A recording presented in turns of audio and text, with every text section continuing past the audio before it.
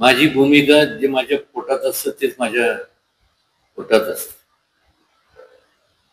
मी ह्या अगोदर सुद्धा कधी कुठलाही विषय असो, जे योग्य आहे त्याला योग्य मी म्हणत असतो.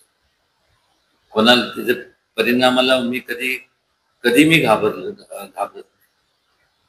आणि वस्तुस्थिती म्हणजे वस्तुस्थिती मी खरं सांगतो, म्हणजे उगीच काय कोण काय म्हणते, पण माझी प्रकृती बरी नव्हती. आता ह्या अगोदरच्या प्रत्येक ह्याला मी ऍडमिट होतो म्हणून मी जाऊ शकलो नाही.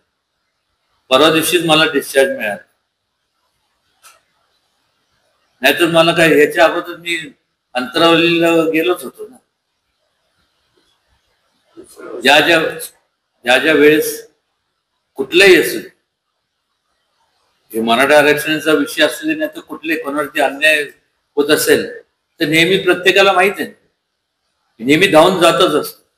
आणि निश्चितपणे शासनाने लवकरात लवकर ह्या सगळ्यांच्या तोडगा काढावा.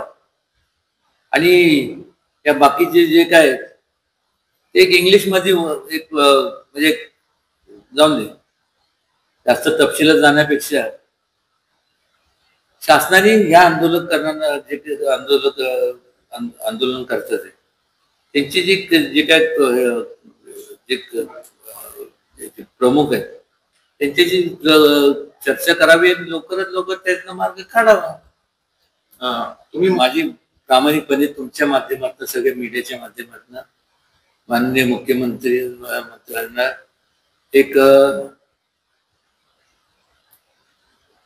विनंती करणार आहे मी की जे आंदोलन करते आहेत त्यांचे जे काही बाकीचे जे काही टीम आहे त्यांच्यावर लवकरात लवकर त्यांच्यावर बसावं, त्यातनं तोडगा कसा काढता येईल, ते कसं बसवता येते आणि त्यातनं मार्ग लवकरात लवकर निघेल ही प्रत्येकाची अपेक्षा आहेच.